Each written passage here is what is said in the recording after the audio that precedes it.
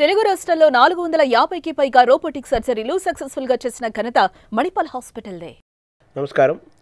మనతో పాటు పంగానామాల డాక్టర్ పంగానామాల మధుసూదన్ గారు ఉన్నారు. వారు టెక్సాస్లో ఉంటారు. ఇండియాకి ఒక షార్ట్ ట్రిప్ కోసం ఇండియా వచ్చారు. అక్కడ వారు అనేక అంశాల్లో చాలా ప్రసిద్ధులుగా టెక్సాస్లో చాలా పాపులర్ డాక్టర్గా ఉన్నారు.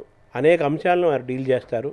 ముఖ్యంగా ఒబెసిటీ, డయాబెటిక్, హైపర్ టెన్షను, అలాగే నిద్రలేమి ఇలాంటి వాటి మీద ప్రత్యేకంగా ప్రధానంగా ఉన్నారు. వారు అద్భుతమైన సెంటర్ నడుపుతున్నారు. ఇంటర్నల్ మెడిసిన్ అంటారు దాన్ని, సెంటర్ ఫర్ ఇంటర్నల్ మెడిసిన్ అంటారు. వారిని అడిగి ఈ అంశాలన్నీ మాట్లాడి మనిషి ఆరోగ్యంగా ఉండాలంటే ఏం చేయాలి, ఏం చేయకూడదు, అలాగే వారి ద్వారా అందే సర్వీసెస్ ఇవన్నీ తెలుసుకునే ప్రయత్నం చేద్దాం.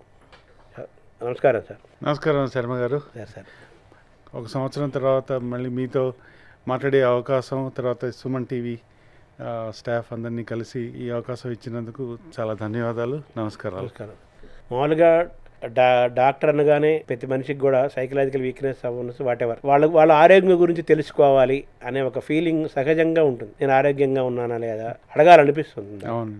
ఒక మనిషిని చూడగానే అతను ఆరోగ్యంగా ఉన్నాడా లేడా అని చెప్పే పరిస్థితి ఉందా ప్రజెంట్? చాలా చక్కని ప్రశ్న అడిగారు మీరు.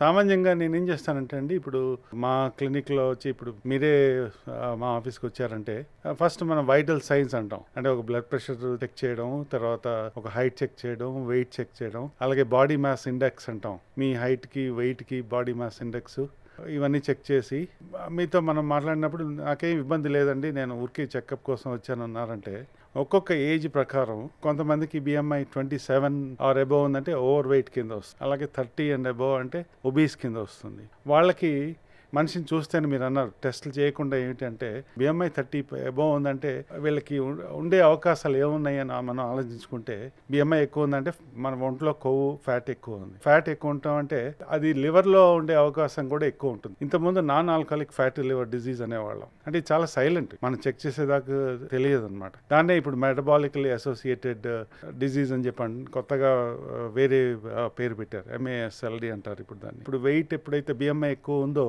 ప్రీ డయాబెటీస్ ఉండొచ్చు, లేకపోతే డయాబెటీస్ ఉండొచ్చు. ఇప్పుడు చెక్ చేసుకొని ఉంటే మీకు తెలుసు మీకు డయాబెటీస్ లేదు, కానీ చేయకపోతే ప్రీ డయాబెటీస్, అందులో ఫ్యామిలీ హిస్టరీ ఇవన్నీ అడుగుతాం, దాని దగ్గరగా ఉన్నట్టు. ఎగ్జాక్ట్. సో వీళ్ళు ప్రీ డయాబెటీస్ ఉండొచ్చు, వీళ్ళకి బ్లడ్ ప్రెషర్ బార్డర్ లైన్ ఉండొచ్చు, మెటబాలిక్ సిండ్రోమ్ అంటాం, అంటే బాడీలో ట్రైగ్లిజరైడ్స్ ఒక రకమైన కొవ్వు పదార్థాలు ఎక్కువ ఉండొచ్చు. అలాగే ఇప్పుడు ఇందాక మనం స్లీప్ గురించి మాట్లాడాము. స్లీప్ యాప్నియా అనేది కూడా ఒక బిఎంఐ పెరిగిన తర్వాత 27 to 30 వీళ్ళని స్క్రీన్ చేసే అవసరం చాలా ఉంటుంది అనమాట. నాకేమీ లేదు అంటే సామాన్యంగా నేను అడుగుతాను అనమాట, ఏమంటే మీరు మధ్యాహ్నం కునుకు తీయాలనిపిస్తుందా, మీకు టైరింగ్ అనిపిస్తుందా? ఇవన్నీ మనకి ఎట్లా ఉంటుందంటే రోజు ఇది నేను ఎక్కువ పని చేస్తున్నాను, లేకపోతే పొద్దున్నే లేచి వర్క్ వెళ్తున్నాను అందుకని నాకు మధ్యాహ్నం నిద్ర వస్తుంది, లేకపోతే అన్నం తింటే నిద్ర వస్తుంది, ఇట్లా అనుకుంటాం. కానీ ఇలాంటి వాళ్ళని మనం స్క్రీన్ చేస్తే ఆల్మోస్ట్ 10 మందిలో 7 నుంచి 8 మందికి ఈ స్లీప్ యాప్నియా ఉండే అవకాశం కూడా ఉంటుంది. అది ఎందుకు ఉంటుందంటే ఇప్పుడు ఈ వెయిట్ పెరగటం వల్ల మనకి ఎయిర్ వేస్ మీద పడే ప్రెషరు, దానివల్ల స్లీప్ యాప్నియా. ఈ స్లీప్ యాప్నియా నుంచి యంగ్గా ఉన్నప్పుడు మీకు తెలియదు, సామాన్యంగా పక్కన ఎవరన్నా వైఫ్ వస్తారు, పక్కన ఉన్న పార్ట్నర్ ఎవరైనా వస్తే ఏమంటే ఈయన స్నోర్ చేస్తున్నారా లేకపోతే గురక పెడుతున్నారా ఎప్పుడన్నా మీరు చూసారా అంటే చాలా మంది అవునండి నేను చూశాను, ఒక్కొక్కసారి నాకు భయం వేస్తుంది, లేపాల్సి కూడా వస్తుంటుంది, నిద్రపోతూ గురకలో ఆగిపోయినట్టు అనిపిస్తుంది. అంటే ఇలాంటివన్నీ మనం అడిగేదాకా ఇది మామూలుగా అనుకుంటారు, అదొక సమస్య అనే సంగతి కూడా వాళ్ళకి తెలియదు అనమాట. ఇప్పుడు మీరు ఇంతవరకు మనం టెస్ట్ లేకుండా మనం మాట్లాడాం. ఇప్పుడు నెక్స్ట్ స్టేజ్ వచ్చి వీళ్ళు ఆబ్వియస్లీ ఏం చేయాలి, ఇప్పుడు మరి టెస్ట్లు ఏం చేయాలంటే ఒక ఈ ఏజ్ కి కంప్లీట్ లివర్ ప్రొఫైల్ అనండి, కంప్లీట్ బ్లడ్ అంటే మీరు టెస్ట్లు అనేది ఏ ఏజ్ లో కంపల్సరీ మొదలు పెట్టుకోవాలంటారు? ఇప్పుడు కనీసం 30 నుంచే మొదలు పెట్టచ్చు, వాళ్ళ ఫ్యామిలీ హిస్టరీ బట్టి. అందులో యంగ్ వాళ్ళు కూడా ఒబీస్ ఉన్న వాళ్ళు ఉన్నారు కాబట్టి 30 వాళ్ళకు కూడా మినిమం టెస్ట్లు అంటే లివర్ టెస్ట్లు అనండి, కిడ్నీ ఫంక్షన్ టెస్ట్లు అనండి, బ్లడ్ టెస్ట్లు చేస్తాం, కొలెస్ట్రాల్, అలాగే ఇప్పుడు ఈ ప్రీ డయాబెటీస్ చాలా యంగ్ నుంచే చూస్తున్నాం. థైరాయిడ్ కూడా దీంట్లో, థైరాయిడ్ కూడా ఇప్పుడు అందులో చెక్ చేస్తాం. థైరాయిడ్ లో కూడా ఎక్కువగా ఈ వెయిట్ ఉన్న వాళ్ళకి థైరాయిడ్ నాడ్యూల్స్ కూడా ఉండే అవకాశం ఉంటుంది. థైరాయిడ్ అల్ట్రాసౌండ్ చేస్తే గానీ మనకి అది తెలియదు అనమాట. బ్లడ్ టెస్ట్లో ఒకటి, తర్వాత అల్ట్రాసౌండ్ ఒకటి. అలాగే అల్ట్రాసౌండ్ అబ్డామినల్ అల్ట్రాసౌండ్ లో లివర్, ఫ్యాటీ లివర్ కూడా కనపడుతుంటుంది. ఒకటేమో బ్లడ్ టెస్ట్ లో లివర్ ఎంజైమ్స్ అబ్నార్మల్ ఉన్నా అది ఫ్యాటీ లివర్ కావచ్చు, రెండోది అల్ట్రాసౌండ్ లో కూడా కనపడుతుంది అనమాట. ఒక మనిషి బిఎంఐని బట్టి మీరు అతను హెల్త్ని టెస్ట్ చేస్తే మంచిది కదా అని ఒక ఫీలింగ్ ఒక డాక్టర్గా కలిగింది. కొంతమంది సన్నంగా బిఎంఐకి 25 ఉంటుంది, అంత మాత్రం అతను హెల్తీగా ఉన్నట్ట, బిఎంఐ పెరిగినంత మాత్రం హెల్త్ లేనట్ట, దాన్ని ఎలా చూడాలి కరెక్ట్గా? బిఎంఐ నార్మల్గా ఉండే వాళ్ళకి అగైన్ వాళ్ళ ఫ్యామిలీ హిస్టరీ చూడాలి, మిగతా వాళ్ళ అలవాట్లు చూడాలి, స్మోకింగ్ హిస్టరీ చూడాలి, ఆల్కహాల్ హిస్టరీ చూడాలి. ఆల్కహాల్ తాగే వాళ్ళకి కూడా ఈ ఫ్యాటీ లివర్ వచ్చే అవకాశాలు ఉంటాయి. కాబట్టి మళ్ళీ బ్లడ్ టెస్ట్లో చేసే అన్ని కామన్గా అందరికీ అదే వస్తాయి. లివర్ టెస్ట్ చేయాలి, కొలెస్ట్రాల్ టెస్ట్ చేయాలి, షుగర్ ప్రీ డయాబెటీస్ టెస్ట్ చేయాలి. అవసరమైతే ఫ్యామిలీ హిస్టరీ ఉంటే ఒక ఏజ్ 35 దాటితే కనీసం ఒక ఈసీజీ 35 to 40. ఇప్పుడు అలాగే 45 సామాన్యంగా కాల్షియం స్కోరింగ్ అని చేస్తాం, హార్ట్ అర్లీగా ఏమైనా హార్ట్ డిజీజ్ ఉంటే పికప్ చేయడానికి. 45 దాటిన వాళ్ళకి స్క్రీనింగ్ కొలనాస్కోపీ, ఇదివరకు 50 ఉండేది, ఇప్పుడు 45 వాళ్ళకే స్క్రీనింగ్ కొలనాస్కోపీ చేయడం, ఇలాంటివి రికమెండ్. ఇప్పుడు అదే ఆడవాళ్ళలో చూసుకుంటే 40+ వాళ్ళకి మ్యామోగ్రామ్లు అనేది రికమెండెడ్. సో ఓవరాల్గా మీరు చెప్తున్నది ఏంటంటే 30 ఏళ్ల వయసు దాటినప్పటి నుంచి కూడా డాక్టర్ని కలిసి ఇయర్లీ వన్స్ అయినా కానీ టెస్టులు చేయించుకోవాలంటారు. ఇయర్లీ వన్సా దానికైనా పీరియడ్ ఏముంది? సార్ ఇయర్లీ వన్స్తో స్టార్ట్ చేసి అవసరాన్ని బట్టి డాక్టర్ గారి, అంటే ఇప్పుడు వెయిట్ ఉంటే కొంచెం తొందరగానే రమ్మని చెప్తాం మళ్ళీ ఫాలో అప్కి. ఎందుకంటే 1 yearలో అంతా బాగానే ఉంది అనుకుంటే కొంచెం ఓవర్ వెయిట్ ఉన్నవాళ్ళు ఓబీస్ అయ్యే ఛాన్సెస్ ఎక్కువ ఉంటాయి. నేనైతే జనరల్గా బార్డర్ లైన్ ఉన్న వాళ్ళని మళ్ళీ ఒక 3 నెలల తర్వాత లేకపోతే 6 నెలల తర్వాత మనం ఒకసారి మళ్ళీ విజిట్ చేద్దాం, ఎలా ఉంది, డైట్ ఎంత చేస్తున్నారు, ఎక్సర్సైజ్ ఎంత ఫాలో అవుతున్నారు, ఏమైనా చేంజెస్ వచ్చినాయా, దాని ప్రకారం మనం వాళ్ళకి అడ్వైస్. అదే మిగతా వాళ్ళకి కొంతమందికి వేరే ప్రాబ్లమ్స్ లేని వాళ్ళకి 1 year కూడా చెప్పే అవకాశం ఉంటుంది. ఇప్పుడు సన్నగా ఉండటం అనేది ఆరోగ్యానికి, స్లిమ్గా ఉండటం అనేది ఆరోగ్యానికి సంకేతంగాను, లావుగా ఉండటం అనేది అనారోగ్యానికి సంకేతంగాను అని మీరు చెప్తున్నారు మీ మాట్లాడదాన్ని బట్టి. అలా కాదు, ఆరోగ్యానికి దానికి సంబంధం లేదు. ఇందాక మనం అనుకున్నట్టు వాళ్ళ ఫ్యామిలీ హిస్టరీ సన్నగా ఉన్నా కూడా మిగతా ఉండే అవకాశాలు ఉన్నాయి కాబట్టి లావుగా ఉన్నా ఆరోగ్యంగా ఉండొచ్చు. ఎగ్జాక్ట్లీ, లావుగా ఉన్న ఆరోగ్యం ఉండొచ్చు. బట్ ఈ కొన్ని లావుగా ఉన్న వాళ్ళకి ఈ టెస్టులు చేసే స్క్రీనింగ్ చేయాల్సిన అవసరం ఉంది అని అనుకోవచ్చు. అలాగే సన్నగా ఉన్న వాళ్ళకి కొన్ని వాళ్ళ అలవాట్లు, వాళ్ళ హ్యాబిట్స్, వాళ్ళకున్న ఫ్యామిలీ హిస్టరీ ప్రకారం, వాళ్ళ ఏజ్ ప్రకారం స్క్రీనింగ్ టెస్టులు ఏంటన్నది డిపెండ్ అయి ఉంటాయి. అలాగే ఫ్యాట్ వేరు, కొలెస్ట్రాల్ వేరు కదా, రెండు ఒకటే. కానీ కొలెస్ట్రాల్లో మళ్ళీ ట్రైగ్లిజరైడ్స్ రకరకాలు ఉంటాయి అన్నమాట. ఇప్పుడు అందులో బ్యాడ్ కొలెస్ట్రాల్, గుడ్ కొలెస్ట్రాల్, అలాగే ట్రైగ్లిజరైడ్స్ అంటాం. అవును, ముఖ్యంగా డయాబెటీస్ ఉన్న వాళ్ళకి ట్రైగ్లిజరైడ్స్ ఎక్కువ ఉండే అవకాశం ఉంటుంది. అంటే మీద మన సన్నము లావు గురించి మాట్లాడుకున్నాం, బిఎంఐ గురించి మాట్లాడుకున్నాము. కొంతమంది సన్నగా ఉండే వాళ్ళకి కూడా కొలెస్ట్రాల్ ప్రాబ్లం వస్తుంది. అవును, ఎందుకంటారు? అది సామాన్యంగా మనం ఏంటంటే డైట్, దానివల్లే మనం కొలెస్ట్రాల్ అనుకుంటాం. కానీ జెనెటిక్గా ఉండే వాళ్ళు ప్రైమరీ హైపర్ కొలెస్ట్రాలమీ అంటాం. అంటే వాళ్ళకి టోటల్ కొలెస్ట్రాల్ 300 పైన, అలాగే ఎల్డిఎల్ అంటే బ్యాడ్ కొలెస్ట్రాల్ 200 పైన ఉంటే వీళ్ళకి జెనెటిక్గా ఉండే అవకాశాలు ఎక్కువ ఉంటాయి. ప్రైమరీ అంటే దాని అర్థం ఏంటి, వీళ్ళకి ప్రిమెచ్యూర్ హార్ట్ డిజీజ్ వచ్చే అవకాశాలు ఎక్కువ ఉంటాయి. సో వీళ్ళని కొంచెం ముందుగానే స్క్రీనింగ్ చేసి వాళ్ళ ఫ్యామిలీ హిస్టరీ ప్రకారం ఇన్వెస్టిగేషన్ చేయాల్సిన అవసరం ఉంటుంది. బిఎంఐని మనం ఎలా చూడాలి యాక్చువల్గా? నమ్మాలా, నమ్మకూడదా ఆ పారామీటర్ని? బాడీ మాస్ ఇండెక్స్ డెఫినెట్గా అదొక రఫ్ ఇండికేటర్ అండి. అలాగే మనిషిని చూసి ఫిజిషియన్స్కి జనరల్గా మనకి అర్థమవుతుంది వాళ్ళ అలవాట్లను బట్టి. వాళ్ళ ఇప్పుడు ఎక్సర్సైజ్ చేస్తున్న జిమ్కి వెళ్ళే పర్సన్కి బిఎంఐ 29 ఉందనుకోండి, అది వాళ్ళు ఓవర్ వెయిట్ అని కాకపోవచ్చు. దానికి కూడా ఇప్పుడు కొన్ని అడిషనల్ స్కేల్స్ వచ్చినాయి. అది చూస్తే మన ఫ్యాట్ పర్సంటేజు, మజిల్ పర్సంటేజు, విడివిడిగా body composition. Ideally DEXA scan analysis అయితే బెస్ట్ అంటారు. అక్కడ సహజంగా చేస్తూనే ఉంటాం డెక్సా స్కాన్లు. లేకపోతే ఎలక్ట్రానిక్ స్కేల్స్లో మీకు ఇప్పుడు చాలా వాటిలో కూడా ఈ బాడీ కాంపోజిషన్ బట్టి మీరు చూసుకోవచ్చు. మీరు వెయిట్ తగ్గుతున్నా కూడా మీ మజిల్ మాస్ తగ్గుతుందా, ఫ్యాట్ మాస్ తగ్గుతుందా మనం చూసుకోవడానికి కూడా పరికరాలు చాలా వచ్చినాయి. అసలు ఒక డాక్టర్ని కలవకుండానే, కన్సల్ట్ చేయకుండానే, చూడకుండానే తనకు తాను ఆరోగ్యంగా ఉన్నాడా, అనారోగ్యంగా ఉన్నాడా, ఏమేం జబ్బులు ఉండే అవకాశం ఉందని ఒక వ్యక్తికి ఎలా తెలుస్తాయి? ఏమైనా సంకేతాలు అందుతాయి బాడీ నుంచి? ఇప్పుడు మనం మాట్లాడినవి చాలా అన్ని సైలెంట్ డిజీజెస్ అండి ఇవన్నీ. ఇప్పుడు ఎలా అయితే బ్లడ్ ప్రెషర్ ఉందనుకోండి, చాలామందికి సైలెంట్ కిల్లర్ అంటారు. చాలామందికి తెలియని కూడా తెలియదు. వాళ్ళు వచ్చినప్పుడు చూస్తే ఎక్కువ ఉంటుంది అప్పుడు దాన్ని. అలాగే డయాబెటీస్ చాలా వరకు కొన్ని జబ్బు మొదలయ్యేదాకా సిమ్టమ్స్ తర్వాత ఇగ్నోర్ చేసే అవకాశాలు ఎక్కువ ఉంటాయి అంటాం. ఇప్పుడు స్లీప్ యాప్ని అన్నాం ఇందాక, అది సామాన్యంగా మనం అందరూ గురకబెడుతున్నారు కదా అనుకుంటాం, కానీ ఎంతమందికి స్లీప్ యాప్నియా అనేది చెక్ చేస్తున్నారు, దానివల్ల వచ్చే కాంప్లికేషన్స్ ఏట్రియల్ ఫిబ్రిలేషన్ అంటారు. తర్వాత అంటే ఇవన్నీ కొంతమందికి మెజారిటీ కొంచెం 40లో 50లో రావచ్చు ప్రాబ్లమ్స్, కొంతమందికి 60-70 వచ్చినా రాకపోవచ్చు, కొంచెం అన్ప్రిడిక్టబుల్. ఇప్పుడు మామూలుగా మనం ఇంతవరకు కొంత జనరల్గా ఆరోగ్యంగా ఉన్నారా అనారోగ్యంగా ఉన్నాడా డాక్టర్ చూడగానే చెప్పడము, లేకపోతే కొన్ని టెస్టులు చేయటము, అవేర్నెస్ తోటి టెస్టులు చేయించుకోవటము, అలాగే తనకు వచ్చే సంకేతాలు బట్టి చూసుకోవటం అనేది మనిషి ఆరోగ్యాన్ని తాను సమీక్ష చేసుకోవటం, ఒక స్నాప్ షాట్ లాగా చేయడం చాలా అవసరం అనేది ముఖ్యం. అవునండి. ఇంకా మీ సబ్జెక్ట్ వచ్చేసరికి మీరు ఇంటర్నల్ మెడిసిన్ అన్నారు కదా. ఇంటర్నల్ మెడిసిన్ అంటే మన జనరల్ మెడిసిన్ కంపారిజన్ ఉందా, ఇంకా డిఫరెన్స్ ఉందా? మోరార్లెస్ సిమిలర్ అండి. కొంచెం ఇంటర్నల్ మెడిసిన్లో కొన్ని మేము ఎక్కువ కార్డియాలజీ లేకపోతే గ్యాస్ట్రోఎంటరాలజీ ఇండియాలో కంటే అక్కడ ఎక్కువ ఫోకస్ ఉండే అవకాశం ఉందని చెప్పచ్చు.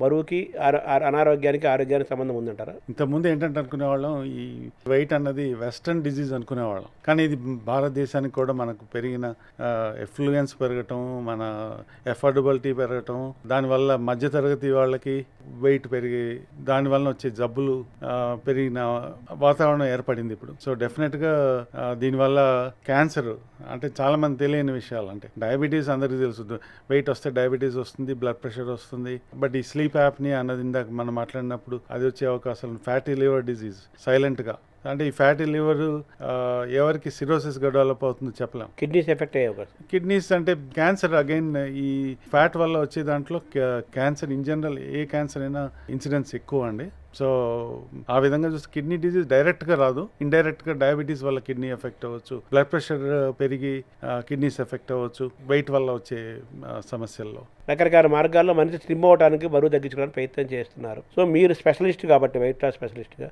మీరు చేస్తున్నది ఏంటి, మీరు ఇచ్చే సూచనలు ఏంటి? బరువు తగ్గాలంటే ఆరోగ్యమైన మార్గంలో మామూలుగా ఏంటంటే ఇప్పుడు లైఫ్ స్టైల్ చేంజెస్ ఏమైనా అందరూ మాట్లాడుతూనే ఉంటారు, ఎక్సర్సైజ్ అనండి, యోగా. సో మనం ఏం చేద్దామంటే కొంచెం ఫార్మకలాజికల్ ట్రీట్మెంట్ మీద ఎక్కువ అంటే ఫోకస్ చేసి చూడాలి, ఎందుకంటే మిగతావన్నీ అందరూ చెప్తూనే ఉంటారు, అందరికీ తెలిసిందే. ఫార్మకలాజికల్గా ఆలోచిస్తే ఇంతకు ముందు యుఎస్లో అయితే ఫెంటర్మిన్ అనే టాబ్లెట్ ఎక్కువగా వాడుతుండేవాళ్ళం. ఫెంటర్మిన్ అంటే అదొక రకమైన యాపిటైట్ సప్రెసెంట్, మన మెటాబలిజంని ఇంక్రీజ్ చేస్తుంది, అంటే ఆకలిని పెంచుతుంది, ఆకలిని తగ్గిస్తుందండి, తగ్గిస్తుంది, మన మెటాబలిజం, బాడీ మెటాబలిజం పెరుగుతుంది, ఎపటైట్ తగ్గిస్తుంది. కాకపోతే ఏమైందంటే 3 months తర్వాత దీని ఎఫెక్ట్ తగ్గిపోవడం వచ్చింది. అప్పటికి అంటిల్ 5 ఏళ్ల కింద వరకు కూడా మనకి ఎక్కువ ఆప్షన్స్ లేవు. తర్వాత ఇప్పుడు ఆల్మోస్ట్ ఈ లాస్ట్ 5 yearsలో వచ్చిన చేంజెస్, ఈ కొత్త మెడిసిన్స్ వలన, అంటే ముఖ్యంగా చెప్పుకోవాలంటే GLP-1 మెడికేషన్స్ అంటున్నాం, అంటే గ్లూకగాన్ లైక్ పెప్టైడ్ అనే రిసెప్టార్ మీద పనిచేసే మెడిసిన్స్. ఇందులో ఫస్ట్ క్లాస్లో అమెరికాలో వచ్చిన వాటిలో విక్టోజా వెయిట్ లాస్కి వచ్చిన దాంట్లో సాక్సెండా అన్నారు దాన్ని, డయాబెటిక్స్లో విక్టోజా అని. దానికంటే ముందు బైడోరియన్ 15 ఏళ్ల కిందనే వచ్చినాయి, కానీ వాటికి ఇంత వెయిట్ లాస్ ఎఫెక్ట్ లేదు. మనం వెయిట్ లాస్, ఒబేసిటీ గురించి మాట్లాడుతున్నాం కాబట్టి ఇది ఒక 5 ఏళ్ల నుంచి మొదలైంది. లిరాగ్లూటైడ్ అని చెప్పని ఇది ఇంజెక్షన్స్ అండి. ముందు వచ్చిన ఇంజెక్షన్స్ రోజు ఒక ఇంజెక్షన్ తీసుకుంటే బరువు తగ్గే ఛాన్సెస్ స్టార్ట్ అయింది. ఆ తర్వాత వచ్చిన ఆ క్లాస్లో వచ్చిన మెడిసిన్స్ లో ట్రూలిసిటీ, డయాబెటిక్స్ లో వాడటానికి ట్రూలిసిటీ అని వచ్చింది. ట్రూలిసిటీ తర్వాత దానికంటే కొంచెం మోర్ అడ్వాన్స్డ్గా సెమాగ్లూటైడ్ ఆర్ ఒజెంపిక్ అని వచ్చింది. అది ఇవన్నీ వీక్లీ ఇంజెక్షన్స్ అనమాట. అంటే వారానికి ఒక ఇంజెక్షన్ తీసుకుంటే డైలీ ఉన్నాయి, వీక్లీ ఉన్నాయి. ఎగ్జాక్ట్లీ వీక్లీ వచ్చిన తర్వాత డైలీ దాని ఇంపార్టెన్స్ తగ్గిపోయింది అనుకోండి. అవైలబిలిటీ ఉంది, కానీ చాలా మందికి ఇది సౌకర్యంగా ఉండటం వల్ల వీక్లీ ఇంజెక్షన్స్లో ముఖ్యంగా GLP-1 ఈ ఒజెంపిక్ అన్నది దాని ఎఫెక్ట్ మనం ఇందాక మాట్లాడినట్టు ఈ లివర్ డిజీజ్ అంటే ఫ్యాటీ లివర్ తగ్గిస్తుంది ఇది. అలాగే weight loss plus diabetes control, అంటే ప్రీ డయాబెటిక్స్ వాళ్ళకి డయాబెటీస్ వచ్చే ఛాన్సెస్ తగ్గిస్తుంది. తర్వాత ఇదొక్కటే కాకుండా హార్ట్ ప్రొటెక్షన్ కూడా దీని ఎఫెక్ట్ ఉన్నది అన్నది లేటెస్ట్ ట్రయల్స్ లో వచ్చింది. మనకి మంచి నిద్ర కూడా ఉపయోగపడుతుంది. ఇది వెయిట్ లాస్ తగ్గటం వల్ల వాళ్ళకి ఓవరాల్ జనరల్ హెల్త్, అంతేకాని డైరెక్ట్ గా నిద్ర ఉపయోగపడే ఛాన్సెస్ తక్కువ. మల్టీగా ఒక హెల్త్ సెట్ అవుతుంది. అది ఎగ్జాక్ట్లీ ఒక విధంగా ఇప్పుడు రివర్స్ చేస్తోంది. అంటే లివర్ డిజీజ్ ఏది ఫ్యాటీ లివర్ అన్నామో అది రివర్స్ అవుతుంది. వెయిట్ బ్లడ్ ప్రెషర్ తగ్గడం వల్ల హార్ట్ ప్రాబ్లమ్స్ తగ్గుతున్నాయి, కిడ్నీ ప్రాబ్లమ్స్ తగ్గుతున్నాయి, అలాగే స్లీప్ యాప్నియానో అది దాని అవకాశం తగ్గుతుంది. ఓవరాల్గా హార్ట్ ప్రొటెక్షన్ కూడా ఉన్నది అని మనకు ఈ కొత్త మెడిసిన్స్ వల్ల తెలుస్తుంది. అంటే ఎన్ని కేజీలు తగ్గుతారు, ఇంజక్షన్ ఎన్ని రోజులు వాడితే ఎన్ని కేజీలు బరువు తగ్గే అవకాశం ఉంది? GLP-1తో 15% వెయిట్ లాస్, అంటే ఓవర్ వెయిట్ అంటే 200 పౌండ్లు వేసుకోండి, ఒక 3 నెలల్లో కనీసం 15% అంటే 30 పౌండ్స్ తగ్గే అవకాశం ఉంటుంది. అంటే మన కేజీలు లెక్కనంటే 15 కేజీలు అనుకోండి. ఎక్కువ ఇది స్టడీస్ అన్ని 1 ఇయర్ వరకు ఉంటాయి కాబట్టి యావరేజ్ వెయిట్ లాస్ 1 ఇయర్ వేసుకోవచ్చు మనం. అంటే 3 నెలల నుంచి 1 ఇయర్ లోపు వారానికి ఒక ఇంజక్షన్ తీసుకోవడం వల్ల 15 కేజీలు తగ్గుతారు. అది కూడా హెల్తీ విధానం, ఆరోగ్యమైన మార్గంలో. అంతేగా మీరు సైడ్ ఎఫెక్ట్స్ ఉంటాయా? చాలా కామన్గా నాజియా, కడుపులో తిప్పడం అనేది ఫస్ట్లో స్టార్ట్ ఉంటుంది. తర్వాత రిఫ్లక్స్, యాసిడ్ రిఫ్లక్స్ పెరగటం, కాన్స్టిపేషన్, మలబద్ధకం, ఇట్లాంటివి మామూలుగా ముందుగానే ట్రీట్ చేస్తే అంత ప్రాబ్లమ్స్ రాకుండా, ఒకసారి బాడీ అలవాటు అయిపోయిన తర్వాత ఒక కొన్ని వారాల తర్వాత ఆ ఇబ్బందులు తగ్గి, అలాగే మన డైట్లో చేంజెస్ దాని ప్రకారం చేసుకొని, ఎక్కువగా వీటి సైడ్ ఎఫెక్ట్స్ ఈవినింగ్ మనం లేట్గా తినటం వల్ల ఇక్కడ అంతా మిడ్ నైట్ బిర్యానీ అంటారు, లేకపోతే కల్చర్ పెరిగింది కదా, ఇంకా కల్చర్ పెరిగింది. మొత్తం హోల్ నైట్ ఇప్పుడు సాధ్యమైనంత వరకు ఈవినింగ్ 7 తర్వాత, ఇప్పుడు ఇంటర్మీడియట్ ఫాస్టింగ్ అంటారు, అంటే ఈవినింగ్ 7 తర్వాత మీరు 18 hours ఏమి తినకుండా ఉంటే ఈ ఇంజెక్షన్ తీసుకొని ఇంకా దానివల్ల మనకి బెనిఫిట్ అవకాశాలు ఎక్కువ ఉంటాయి అన్నమాట. శరీరంలోని భాగాలు అన్ని అవయవాలు స్ట్రాంగ్గా ఉండాలంటే వాటికి ఆహారం మనం ఇవ్వాలి కదా, ఆ బలం చేకూరాలి కదా. మరి ఆహారం తగ్గితే వాటి యొక్క బలం తగ్గిపోదా? సామాన్యంగా మనకి ఈ ఓవర్ వెయిట్ ఉన్న వాళ్ళకి బాడీ కాంపెన్సేట్ చేస్తుందండి. డైరెక్ట్గా వీక్ అయిపోతాం అన్న భయం లేదు. మనం ఒంట్లో ఉన్న ఫ్యాట్ ఏదైతే ఉంటుందో కన్వర్ట్ అయ్యి వీక్ అయ్యే అవకాశాలు చాలా తక్కువ.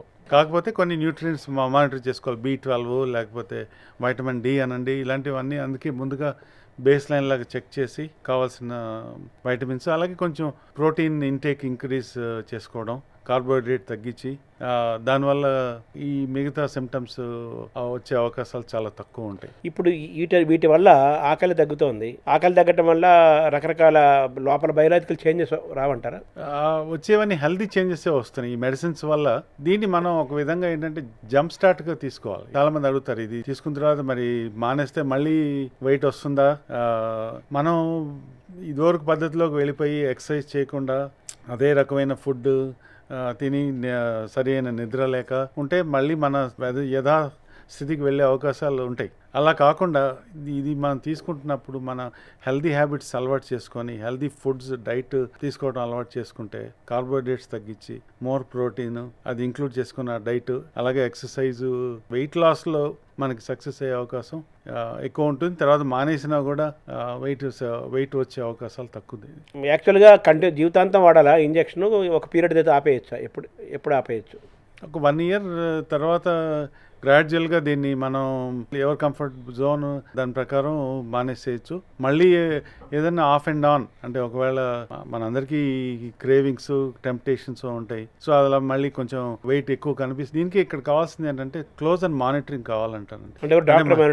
ఒక 3 months తర్వాత అయినా, అంటే మనకు తెలియదు, మనం చూసుకోకపోతే వెయిట్ కానండి, ఇక్కడ ఎవరు సామాన్యంగా వెయిట్ చూస్తున్నట్టు కూడా నాకు అంత అనిపించలేదు. సో కనీసం ఒక డాక్టర్ పర్యవేక్షణలో వెళ్ళి మనం తగ్గామా పెరిగామా, షుగర్ బీపీ లెవెల్స్ చూసుకోవడం. రైట్, షుగర్ బీపీ లెవెల్స్ చూసుకోవడం.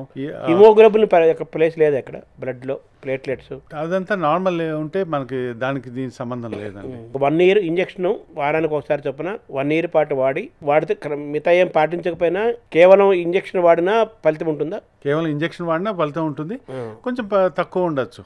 ఎక్సర్సైజ్ చేసిన వాళ్ళకి దాని ఎఫెక్ట్ డబల్ ఉండొచ్చు. ఇందాక మనం మాట్లాడిన దాంట్లో ఒజంపిక్ మాట్లాడాము. ఇంకొకటి ఇప్పుడు ఈ మంజారో అన్నది ఈ కొత్త క్లాస్ ఆఫ్ మెడికేషన్స్, అంటే ఇది 2 రిసెప్టార్స్ GIP GLP-1 రిసెప్టార్స్ మీద పనిచేస్తుంది. దీని ఒక విధంగా సోఫార్ వచ్చిన మెడిసిన్స్ లో బెస్ట్ మెడిసిన్ అని చెప్పొచ్చు. ఎందుకంటే క్లినికల్ ట్రయల్స్ లో కూడా 1 year లో 22% వెయిట్ లాస్. మనం ఇందాక 15% weight loss Ozempic or semaglutide కనుక్కున్నాం. ఇదేమో టెరిజాపెటైడ్ అనే కొత్త మాలిక్యూల్ ఆర్ కాంపౌండ్ వలన 22% వెయిట్ లాస్. అంటే వెయిట్ లాస్ సర్జరీ కామన్ గా చేసే వెయిట్ అదంతా పర్సెంటేజ్ 25% అండి. Weight loss surgery gastric sleeve అని చేస్తారు. ఇందాక చెప్పిన ఇంజక్షన్ ఇందాకటికి 15% అండి, ఇది 22%. అంటే 7% డిఫరెన్స్ అని చూడండి. దానివల్ల ఇది ఎక్కువ ఉంది. అలాగే ఇప్పుడు గ్యాస్ట్రిక్ స్లీవ్ అనే సర్జరీ ఇంతకు ముందు ఇవి రాకముందు చాలా మంది గ్యాస్ట్రిక్ స్లీవ్ అంటే స్టమక్ ని చిన్నగా చేయటం అనే సర్జరీ చేయించుకున్నాం. జీర్ణ కోసం తగ్గించడం, జీర్ణ కోసం తగ్గించడం, అది 25% వెయిట్ లాస్ ఉండేది దాంతో. అది కూడా ఏమైంది, ఆఫ్టర్ 3-4 years తర్వాత మళ్ళీ మన ఓల్డ్ హ్యాబిట్కి వెళ్ళిపోయినాం అంటే మళ్ళీ పెరుగుతున్నారు వాళ్ళు. స్టమక్ స్థితికి అది ఎలాస్టిసిటీ ఉండటం వల్ల స్టమక్ పెరుగుతుంది, వెయిట్ పెరుగుతుంది, మళ్ళీ మామూలు అయిపోతారు. ఈ ఇంజెక్షన్ వల్ల అలా అవరు. ఈ ఇంజెక్షన్ వల్ల అవకాశాలు తక్కువ. తర్వాత ఆ సర్జరీ అయిన వాళ్ళు కూడా మెయింటైన్ చేసుకోవడానికి ఈ ఇంజెక్షన్స్ చాలా హెల్ప్ చేస్తున్నాయి. ఆ విధంగా మీరు చెప్పిన ఈ ఇంజెక్షన్, లేటెస్ట్ చెప్పిన ఇంజెక్షన్ వల్ల మంజారో వల్ల 22% వెయిట్ తగ్గుతారు. వాళ్ళ బాడీ ఆ రోజుకి ఎంత వెయిట్ ఉందో అందులో 22%. రైట్. ఫర్ ఎగ్జాంపుల్ ఒక మనిషి 100 kg ఉంటాడు, అతను మామూలు ఫర్ ఎగ్జాంపుల్ 178 సెంటీమీటర్స్ అనుకుందాం ఫర్ ఎగ్జాంపుల్. అందులో 100 తీసేస్తే 78 kgs అనేది అని ఒక లెక్క చెప్తారు. 178 సెంటీమీటర్లో సింపుల్ క్యాలిక్యులేషన్ అంటే 100 తీసేస్తే 78 సెంటీమీటర్లు, 78 kgs. 78 kgs ఇది ఐడియల్ వెయిట్ అంటారు. సో ఈ కొంతమంది 30 kg తగ్గాలంటారు, 40 kg తగ్గాలంటారు, 40 kg తగ్గాలంటారు. మరి వాళ్ళకి మరి 22% అంటే ఎంత టైం పడుతుంది వాళ్ళ ఐడియల్ వెయిట్ రావడానికి? టోటల్ వెయిట్ లో పర్సంటేజ్ కాబట్టి మీకు తగ్గేది 130 kg ఉన్నా కూడా అందులో 22% తగ్గుతుంది వాళ్ళకి. అవును. సో అంటే 13 26 30 kg తగ్గుతారు, 100కి వస్తాడు. ఎక్కువ తగ్గుతారు అనమాట వాళ్ళు. మామూలుగా 100 kg తగ్గాల్సిన వాళ్ళకంటే వాళ్ళు ఎక్కువ తగ్గే అవకాశం ఉంటుంది. ఇది దీనివల్ల ఇటువంటి ఇబ్బందులు ఉండవు భవిష్యత్తులో కూడా. ఇది కూడా సేమ్ అగైన్ ఒజెంపిక్ లాగా కొంచెం నాజియా, కానీ దానికంటే దీనికి తక్కువ ఉంది. ఆ సైడ్ ఎఫెక్ట్స్ దానికి ఎంత ఉన్నాయో దాని మీద టాలరబిలిటీ ఎక్కువ ఈ మెడిసిన్ వలన. అంటే ఈ 2 ఇంజెక్షన్లు ఏది కాస్ట్లీయా? కాస్ట్ వైజ్ అమెరికాలో 2 ఒకటే కాస్ట్ లో ఉన్నాయండి. బట్ ఇది ఇండియాలో ఒజెంపిక్ వచ్చేసింది అన్నారు, ఆల్రెడీ అవైలబుల్ ఉందన్నారు. సో 30,000కి నెలకి ఒజెంపిక్ వచ్చింది అన్నది మరి నేను ఆన్లైన్ లో చూసిన దాని ప్రకారం. అంటే వారానికి ఒక ఇంజెక్షన్ 7,500. వారానికి ఒక ఇంజెక్షన్, అవునండి. అదే మన మంజారో వచ్చి ఆల్మోస్ట్ 80,000 దాకా ఉంటుంది. ఇప్పుడు ఇంపోర్ట్ చేసుకున్న డ్రగ్ అయితే 80,000 దాకా ఉందని చెప్పారు. మంజారో ఇంకా ఇండియాలోకి అవైలబుల్ రాలేదంటారు. ఇండియాలో ఇప్పుడు అప్రూవ్ అయింది అన్నారు. బట్ నెక్స్ట్ లాంచ్ చేయడం మాత్రం ఇదే సేమ్ కంపెనీ, లిలీ కంపెనీ వచ్చి నెక్స్ట్ ఇయర్ 25లో అవైలబిలిటీ వచ్చే అవకాశాలు ఉన్నాయని చెప్పని తెలుస్తుంది. మీరు చెప్పింది 30,000 మంత్లీ ఒక ఇంజెక్షన్, వారానికి ఒకటి, ఇంకోటి 80,000. ఇవి చాలా ఎక్స్పెన్సివ్ కదా మామూలుగా. అవును, అందరూ భరించలేరు కదా. మరి దాన్ని మనం ఎలా అడ్రస్ చేయాలి? ఇవి ఇంపోర్ట్ చేస్తున్నాం కాబట్టి ఈ ప్రైస్ ఉంది. ఇండియాలో తయారు చేయడం మొదలు పెట్టిన దగ్గర నుంచి దీని కాస్ట్ తగ్గే అవకాశాలు ఎక్కువ ఉన్నాయని చెప్పని అంటున్నారు. అంటే ఈ ఫస్ట్ ఇంజెక్షన్ 30,000 అంటున్నారు, ఒకప్పుడు ఇంకా ఎక్కువ ఉండేదా? ఇంతకుముందు ఇది కూడా 80,000 ఉండేదండి. సో వీటన్నిటికీ దీన్ని సంజీవని అన్నారా? బీపీకి, షుగర్కి, కొలెస్ట్రాల్కి, ఫ్యాట్కి, తర్వాత హార్ట్ ప్రాబ్లమ్స్కి అన్నిటికీ సమాధానం దొరుకుతుంది కదా ఇంజెక్షన్ వల్ల. రివర్స్ అవుతుంది, డయాబెటీస్ రివర్స్ అవుతుంది. సామాన్యంగా ఒకసారి డయాబెటీస్ వస్తే పోదంటారు. సో రెమిషన్ అనాలి. ఇప్పుడు క్యాన్సర్ వస్తే ఎలాగో మనం రెమిషన్ అంటున్నాం, అంటే వచ్చే అవకాశాలు ఎప్పుడు ఉంటాయి. మళ్ళీ మనం వెయిట్ గెయిన్ చేస్తే డయాబెటీస్ మళ్ళీ వచ్చే అవకాశం ఉంటుంది. సో రెమిషన్లోకి వెళ్ళే అవకాశాలు. బ్లడ్ ప్రెషర్ కూడా అంతే, వెయిట్ తగ్గిన తర్వాత మెడిసిన్ అవకాశం తీసుకునే అవకాశం తగ్గిపోతుంది. బట్ వెయిట్ వస్తే మళ్ళీ వచ్చే అవకాశాలు, స్లీప్ యాప్నియా ఇలాంటివి మళ్ళీ తిరగబెట్టే అవకాశాలు ఉంటాయి. మీరు చెప్పిన వెయిట్ లాస్ ఇంజెక్షన్లు వాడకుండా బీపీ, షుగర్, మిగతా వాటి కంట్రోల్లో పెట్టుకోవాలంటే ఏం చేయాలంటారు? ఇవి భరించలేరు కదా, అందరూ భరించలేరు కదా అంత కాస్ట్లీ. వాళ్ళు ఎలా షుగర్ని, బీపీని కంట్రోల్ పెట్టుకొని చాలా సింపుల్గా ఇంజెక్షన్లు వాడకుండా ఎలా బరువు తగ్గాలి?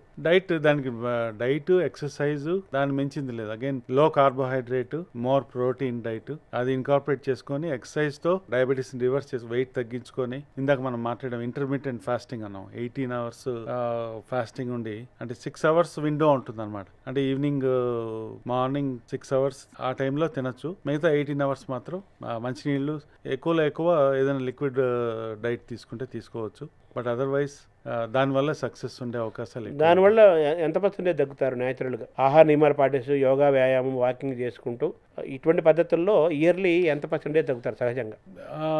ఆ డైట్ నాకు ఎగ్జాక్ట్గా దాని నెంబర్స్ మనకి రీసెర్చ్ చేసిన స్టడీస్ ఏవి లేవండి. ఇవి కంట్రోల్ స్టడీస్ అంటాం కాబట్టి మనం చెప్పొచ్చు. కానీ జనరల్ పాపులేషన్లో మీరు అడిగిన విధంగా ఓన్లీ డైట్, ఎక్సర్సైజ్, దాంతో ఎగ్జాక్ట్ నాకు ఇప్పుడు గుర్తులేదు. కనీసం ఒక 10 kg తగ్గుతారా మనిషి ఇయర్లో? ఈజీగా తగ్గచ్చు, 10 to 15 kg. సో ఇంజెక్షన్ సంబంధించి ఒక ప్రశ్న ఉంది. ఈ ఇంజెక్షన్ల యొక్క ప్రభావము కొంతమంది తినాలన్న ఫీలింగ్ ఉంటుంది, ఆకలి ఓటము తినాలన్న ఫీలింగ్ ఉంటుంది, వాటిని ఎలా కంట్రోల్ చేస్తుంది? అలాగే న్యూరలాజికల్గా ఉండే దాన్ని లోపల ఈ గ్యాస్ట్రో ఎంట్రో మెటాబాలిక్ వీటన్నిటిని అది ఎలా కంట్రోల్ చేస్తుంది? ఇది 2 విధాలు పనిచేస్తుంది. ఒకటి మన మైండ్ మీద క్రేవింగ్స్ అంటాం. మా బ్రెయిన్లో ఒక ఉండే క్రేవింగ్ సెంటర్ ఉంటుంది.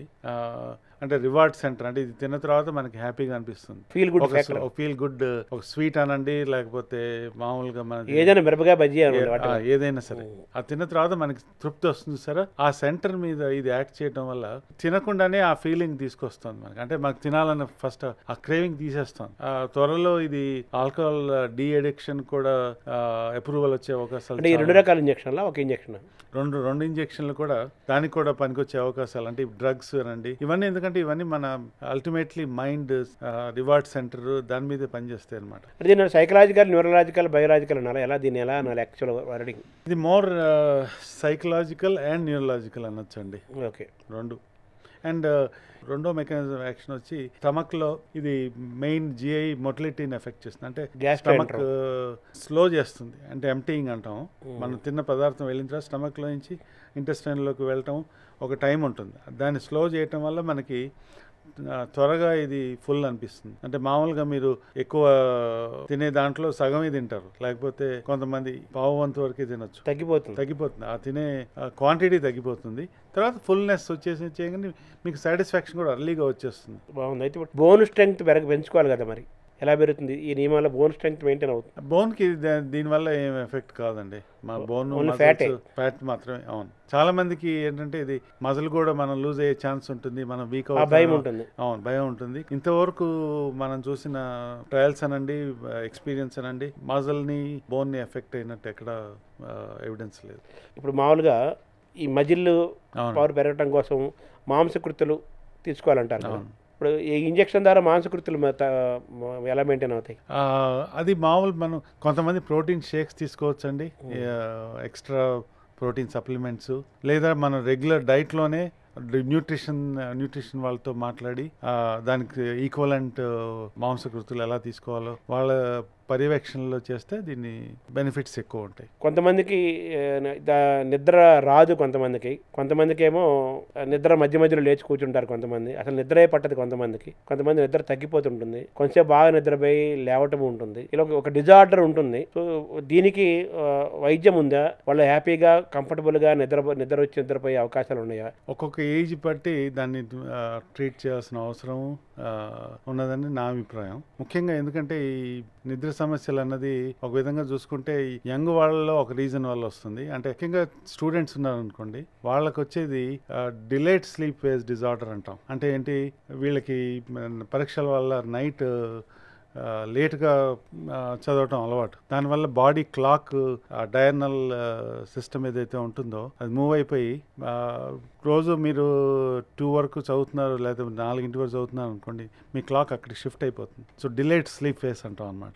ఇది టెంపరీ అనమాట. సామాన్యంగా డిలేడ్ స్లీప్ ఫేస్ సిండ్రోమ్, దీనికి ఒక్కొక్కసారి మెలటోనిన్ అని చెప్పని న్యాచురల్గా వస్తుంది. ఎవరన్నా టెంపరీగా దీనివల్ల నాకు నిద్ర రావట్లేదు బాధపడుతున్నారు అంటే అలాంటివి వేసుకోవచ్చు. మెలటోనిన్ అనే టాబ్లెట్స్ వస్తాయి, అది చేయొచ్చు. మత్తు మాత్రం అది ఎలా? బాడీలోనే మెలటోనిన్ అన్న పదార్థం వల్ల మనకు నిద్ర ఎక్కువ వస్తుంది. హార్మోన్ అది?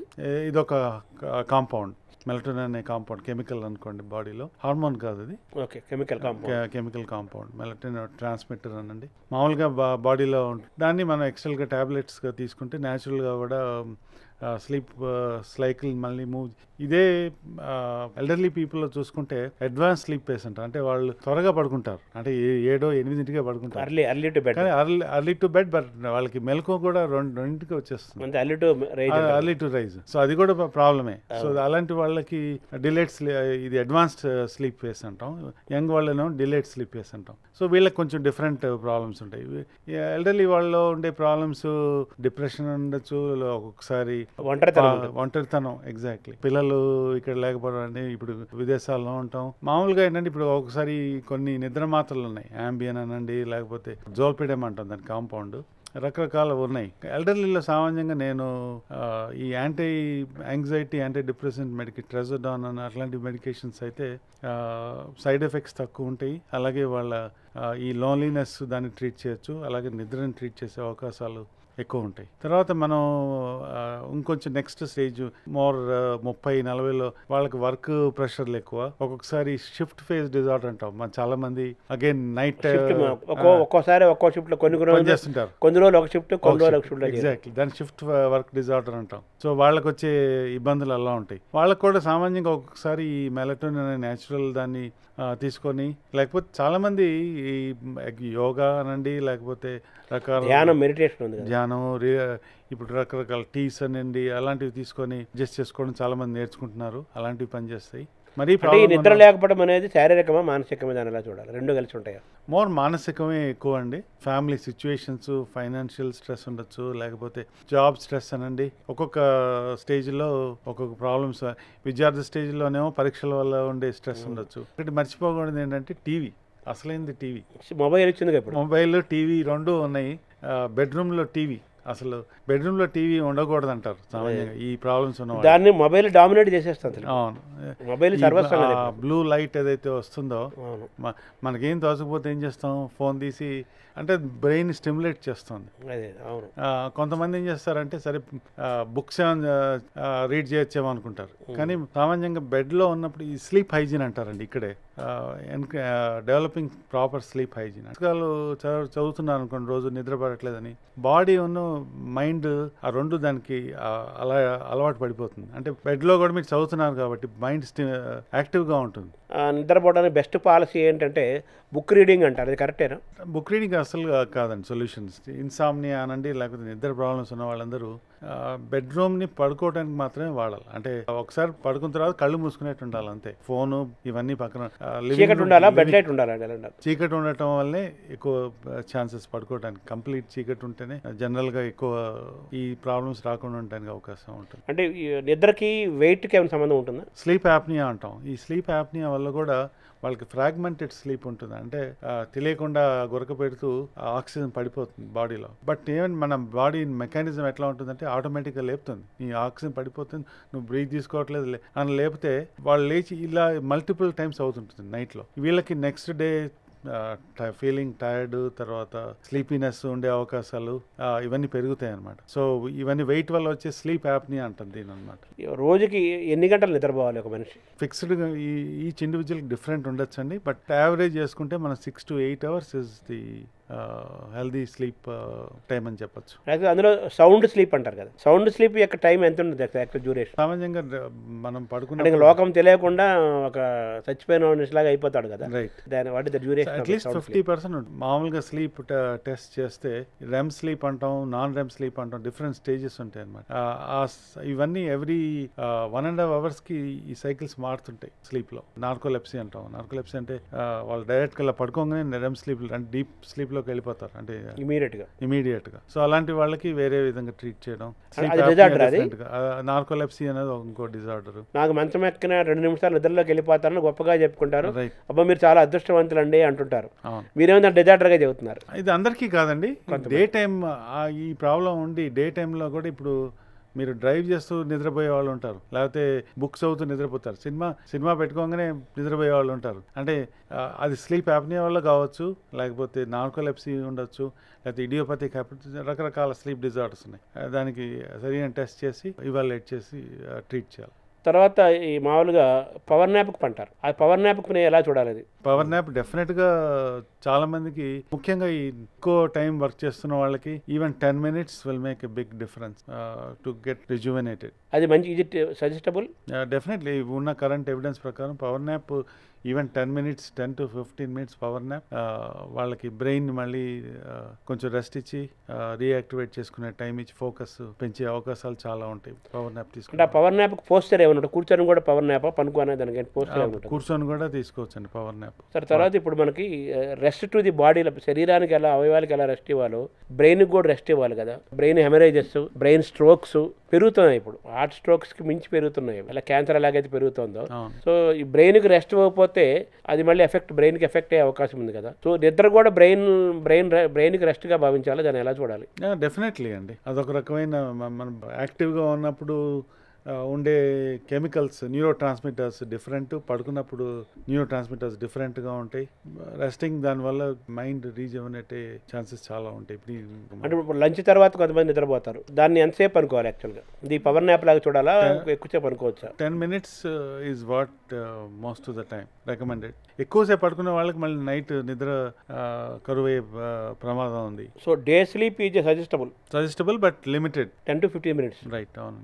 కొంతమంది నాసల్ బ్లాక్ అయిపోతుంటుంది, ఎలర్జీస్ అంటాం కదా, దాన్ని ఎలా చూడాలి సార్? అది దానివల్ల స్లీప్ యాప్నియా తక్కువ ఉంటుందండి. బట్ డీవియేటెడ్ నేజల్ సెప్టమ్ అనండి, కొంతమందికి నారో ఎయిర్ వేస్ ఉంటాయి అనమాట. దానికి సర్జరీ కూడా చేస్తారు. ఓవిలో ప్యాలెటో ఫారెంజో ప్యాలెటోప్లాస్టీ అని చెప్పని సర్జరీస్ వల్ల కరెక్ట్ చేసి వాళ్ళకి స్లీప్ ఇంప్రూవ్ అయ్యే ఛాన్సెస్ చాలా ఉంటాయి. హార్మోనల్ బ్యాలెన్స్ అండ్ ఇంబ్యాలెన్స్ పైన నిద్ర యొక్క ప్రభావం ఉంటుంది, చాలా తప్పకుండా ఉంటుంది. అంతే కదా. అవును. ఈ వాటర్ అనేది కూడా ఈ మధ్య మోస్ట్ డిబేటబుల్ టాపిక్. చాలా మంది రోజుకి ఇన్ని 14 లీటర్ల వాటర్ తాగాలని, ఇన్ని లీటర్ల వాటర్ తాగాలని, ఈ టైంలో తాగకూడదని, ఇలా తాగాలని, ఇలా రకరకాల చర్చ జరుగుతుంది కదా. మన మనిషి ఆరోగ్యానికి వాటర్కి ఉన్న అనుబంధం ఏంటి?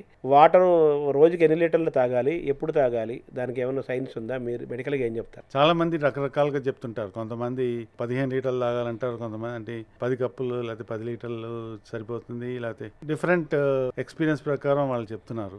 మన బాడీకి ఈ వాటర్ తీసుకున్న తర్వాత కిడ్నీ ఎంత హ్యాండిల్ చేయగలన్నది క్వశ్చన్. సో మన కిడ్నీ అప్ టు 20 లీటర్స్ వరకు ఏ ప్రమాదం లేకుండా కిడ్నీ పర్ డే 20 లీటర్స్ వరకు కెపాసిటీ అది. అంటే 20 లీటర్స్ దాటితే ప్రాబ్లమ్స్ వచ్చే ఛాన్సెస్ ఉంటాయి. కొంతమందికి ఈ వాటర్లో ఉన్న ప్రాబ్లమ్స్ బట్టి ఎక్స్ట్రా వాటర్ తీసుకోవాలి. అంటే ఇప్పుడు మూత్రపిండాల్లో రాళ్ళు ఉన్న వాళ్ళు అండి, లేకపోతే మైగ్రేన్ హెడేక్స్ అనండి, యూటీఐ యూరినరీ ట్రాక్ట్ ఇన్ఫెక్షన్స్ తరచుగా వచ్చేవాళ్ళు, వీళ్ళకి కొంచెం మామూలు దానికంటే ఎక్కువ వాటర్ తీసుకుంటే లాభం ఉందని స్టడీస్ చెప్తారు. ఆకలి తగ్గించడానికి కూడా వాటర్ పనిచేస్తుంది. వాళ్ళు చేసిన స్టడీ ప్రకారం actually 1.5 litres in a day increase చేస్తే వెయిట్ తగ్గిన వాళ్ళు ఉన్నారు. అంటే ఆల్మోస్ట్ 500 లీటర్స్ తినే ముందు, లంచ్ ముందు, డిన్నర్ ముందు, ఈవినింగ్, అంటే వాటర్తో కడుపు నిండిపోతుంది కాబట్టి తినలేకపోవటం తగ్గుతుంది. ఎగ్జాక్ట్లీ, కన్జంప్షన్ తగ్గుతుంది. వెయిట్ లాస్ దీని బెనిఫిట్ ఉంది. స్కిన్ టోన్ దానికి కూడా some studies to show that. అంటే వాటర్ బాగా తాగటం వల్ల, ఎక్కువ తాగటం వల్ల యూత్ఫుల్నెస్ ఉంటుంది, స్కిన్లో యవ్వనం ఉంటుంది అని చెప్పి కొంతమంది వాటర్ తాగుతుంటారు. సినిమా వాళ్ళు, నాకు కొంతమంది తెలిసిన వాళ్ళు, ఆయన వాటర్ తాగుతుంటాడు, ఒక పెద్ద స్టార్ అతను. ఏంటంటే ఆయన చెప్పాడు అనమాట, ఈ వాటర్ అయినా మనం యంగ్గా ఉంచుతుంది స్కిన్, అందుకని ఎక్కువ వాటర్ తాగుతుంటారంట. ఇది కరెక్ట్ సార్? అది దానికి ఎవిడెన్స్ లేదండి. ఈ మధ్యనే కూడా కొంత మెటా అనాలిసిస్ అంటారు, అంటే డిఫరెంట్ ట్రయల్స్ చూసిన దాని ప్రకారం కూడా వాళ్ళు తేల్చింది ఏమిటి అంటే మీకు దాహం అయినప్పుడు మంచినీళ్ళు తాగటం అన్నది అడ్వైజబుల్. అంతేగాని మిగతా కొన్ని మనం మాట్లాడిన ఎక్స్ట్రా మైగ్రేన్స్ అనండి ఇంకో ఉంటే దానికి ఎక్స్ట్రా తీసుకుంటే దాంట్లో బెనిఫిట్ ఉంది. బట్ మిగతా వాళ్ళకి పెద్ద రొటీన్ వాళ్ళకి ఎక్స్ట్రా వాటర్ వల్ల బెనిఫిట్ లేదు. అంటే మనం ఆకలి అయినప్పుడు ఆహారం తీసుకున్నట్టుగా, నిద్ర వచ్చినప్పుడు నిద్రపోయినట్టుగా, దాహం వేసినప్పుడే మంచినీళ్ళు తాగాలండి. ఎగ్జాక్ట్లీ. సో మిగతా ఏంటంటే ఇనిషియల్ ఇష్యూస్ ఉంటే, డిజార్డర్స్, ఇల్ హెల్త్ ఏదైనా ఉంటే దాన్ని బట్టి వాటర్ కన్జ్యూమ్ చేయాలి. ఇప్పుడు మైగ్రేన్ హెడేక్స్ ఉంటే వాటర్ ఎక్కువ తీసుకున్న వాళ్ళకి, అంటే 1.5 లీటర్స్ ఎక్కువ తీసుకున్న వాళ్ళకి హెడేక్స్ తగ్గిన దాఖలాలు ఉన్నాయి.